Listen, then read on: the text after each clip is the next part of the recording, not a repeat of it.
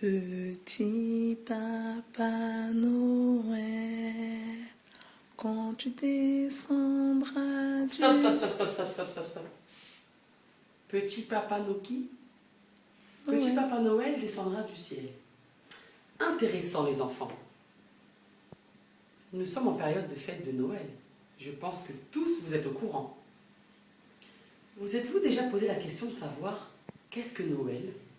Est-ce que cette fête est une fête pour Dieu? Je pense que non. Si ça vous intéresse, restez là. On va vous expliquer tout sur Noël. Tout. Vous êtes d'accord? Oui. Je vous entends pas. Oui. Ah, j'étais sûre que vous souhaitiez en savoir plus sur cette période de fête, celle qu'on appelle Noël. Savez-vous que Noël est une fête inventée? Ah Vous êtes bon? choqués, hein? Oui. Qu'est-ce que Tata peut raconter? Noël, une fête inventée?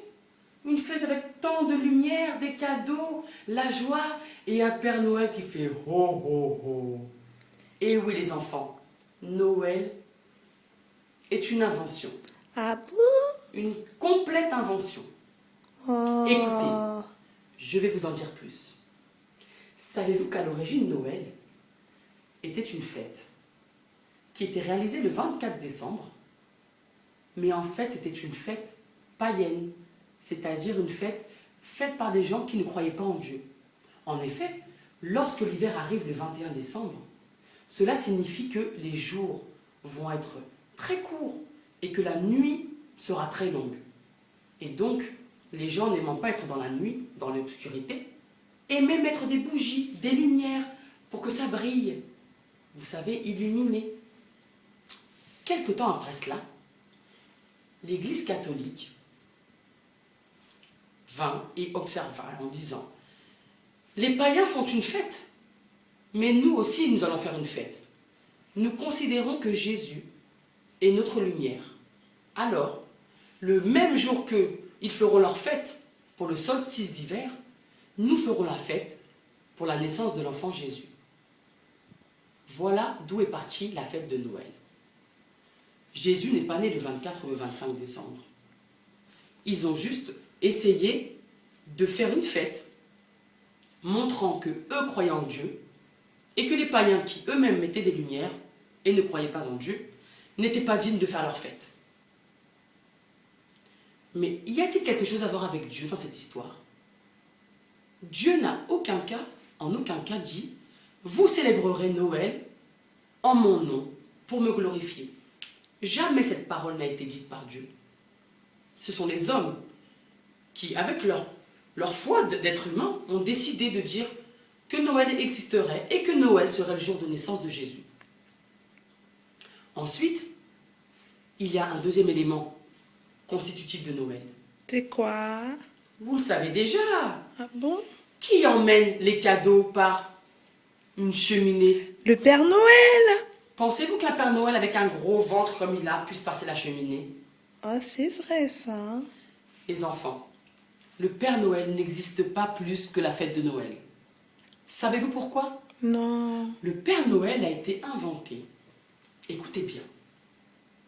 Il y avait à l'époque un monsieur qui s'appelait Nicolas. On dit de lui qu'il avait fait des miracles, qu'il avait fait pas mal de choses très bien aux yeux des hommes. Alors, ils décidèrent de l'appeler Saint, comme quelqu'un qui est béni de Dieu. Ils l'appelèrent Saint Nicolas. Saint Nicolas avait une apparence assez stricte, assez sérieuse en tant qu'homme de Dieu. Alors, ils ont décidé de modifier un peu son apparence. Savez-vous comment cela s'est fait? À l'époque, des Hollandais et des Allemands qui étaient partis dans un autre pays aux États-Unis, oui c'est très loin là-bas, ont amené cette culture de Noël avec leurs traditions et leurs traditions catholiques. Et un jour, un pasteur américain décida d'inventer un conte lors de Noël. Il rassembla ses enfants et leur dit « Les enfants, asseyez-vous, aujourd'hui c'est Noël. Je vais vous raconter une histoire. » Et là, écoutez bien. Il leur dit, les enfants, c'est l'histoire du Père Noël. C'est un Saint Nicolas qui viendrait du ciel sur un traîneau, tiré par des rennes volants et distribuant à tous les enfants de merveilleux cadeaux. Mais cela n'était qu'un conte, c'était une histoire qu'il aimait raconter. Et cette histoire fut racontée elle-même à d'autres familles, dans d'autres familles.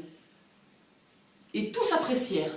Alors, les journaux à New York décidèrent de s'emparer de cette histoire. Ils ont commencé à publier l'histoire du Père Noël, ce fameux monsieur qui surgirait du ciel en traîneau avec des rennes, distribuant des cadeaux. Cette histoire a été traduite et exportée dans de nombreux pays. Alors, l'image du Saint Nicolas étant trop rigide, ils ont décidé de changer son apparence. Et il devint le Père Noël que nous connaissons aujourd'hui. Une grosse barbe, un gros ventre, assez rond, doux avec des bonnes joues, qui aime sourire et qui donne des cadeaux. Mais tata, si c'est pas le Père Noël qui nous donne les cadeaux, mais les cadeaux, ils viennent d'où? Ah, mais vous allez savoir très vite. Le Père Noël, lorsqu'il a été transformé, la société Coca-Cola a décidé de faire une grande publicité. Alors le Père Noël était connu partout. Et la tradition des cadeaux, ça a été fait par les catholiques qui disaient, en faisant une fête de famille, nous allons offrir des cadeaux. Mais le Père Noël n'existant pas, puisque ça a été inventé, Noël n'étant pas la naissance de Jésus non plus, puisque c'est une date qu'une personne a décidé d'instaurer pour faire concurrence aux païens en disant vous faites une fête, nous aussi nous ferons une fête. Les cadeaux, pensez-vous que les cadeaux tombent du ciel? Les enfants, les cadeaux sont faits par vos parents au prix de gros efforts de travail pour pouvoir vous faire plaisir. Mais vous, savez-vous quel est le meilleur cadeau que l'on puisse avoir? Non, C'est le Seigneur Jésus. c'est vrai. Mais oui. Imaginez-vous, le Père Noël vient une fois par an. Le 24 décembre, le 25 décembre, il donne des cadeaux. Et le reste de l'année, que se passe-t-il? Rien. À quoi bon les enfants avoir des montagnes de cadeaux partout dans la chambre, des jouets, si la nuit vous ne dormez pas, si la nuit vous faites des cauchemars, si parfois vous êtes triste? À quoi ça sert d'avoir tous les jouets du monde? Le Seigneur Jésus est un cadeau à lui seul. Vous savez pourquoi? Parce qu'il connaît vos pensées. Parce que quand vous voulez, vous pouvez lui parler. Le Père Noël, lui, vous venez vous asseoir sur ses genoux, il vous demande, que souhaites-tu mon enfant? Vous lui dites, j'aimerais avoir ce jouet, j'aimerais ça, j'aimerais aussi que papa et maman s'entendent mieux, j'aimerais ne plus avoir peur. Le Père Noël écoute. Bien sûr, c'est un homme déguisé. Ce n'est pas une personne qui existe réellement. Il est déguisé. Mais il travaille de 9 h à 18 h. À 18 h, il finit son travail. Alors il rentre chez lui, enlève ses vêtements et va dormir. Et qui règle vos problèmes? Quelqu'un vous entend? Le Seigneur Jésus, lui, n'a pas d'horaire de travail. Le Seigneur Jésus t'entend quand tu as besoin de parler avec lui, pour le remercier, pour demander force et courage, pour demander vraiment qu'il me donne la force pour l'école, que je puisse réussir, que je puisse être sage, que je puisse ne pas mentir, et changer mon comportement. Le Seigneur Jésus, peu importe la date à laquelle il est né. Vous savez, certains ont dit que c'était le 24 décembre, d'autres le 25 décembre, d'autres en septembre, d'autres en mars, ou une multitude de dates. Mais peu importe, Jésus est né chaque jour, les enfants. Il est né hier, lorsque tu as accepté le Seigneur Jésus. Il est né aujourd'hui, quand chaque jour tu lui dis merci. Et il naîtra demain, parce que vous allez encore prier pour qu'il soit avec vous, et que son esprit soit avec vous. Et vous savez encore ce qui est plus fort que le Père Noël qui fait apparaître des cadeaux. Bien sûr, on sait que ce n'est pas vrai maintenant. Vous avez le pouvoir de faire naître Jésus chez quelqu'un. En effet, lorsque vous parlez de Jésus à votre ami d'école, même à vos parents parfois, des membres de votre famille, Jésus est en train de naître en eux. Au moment où ils ont accepté Jésus, alors Jésus est né une autre fois. Alors pensez-vous que le 24 décembre soit important?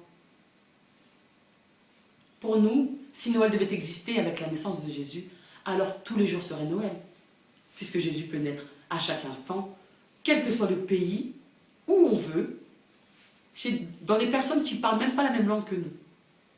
C'est le pouvoir de Dieu. Alors les enfants, vous ne devez pas vous faire aveugler par ça. Noël, certes, est une fête de famille où on se rassemble. Ce n'est pas mauvais de se rassembler ensemble, pour manger, échanger, rire. Mais à quoi cela sert-il de se rassembler si c'est pour faire des querelles à table? Si c'est pour que le reste de l'année, la famille se tourne le dos, se chamaille, ne s'entende pas et surtout ne soit pas sauvée. Alors même si vous n'avez pas votre famille avec vous le 24 décembre, faites une prière pour demander que le Saint-Esprit aille les visiter un à un, parce que l'Esprit de Dieu peut être partout, au même instant. Et ça, c'est très fort.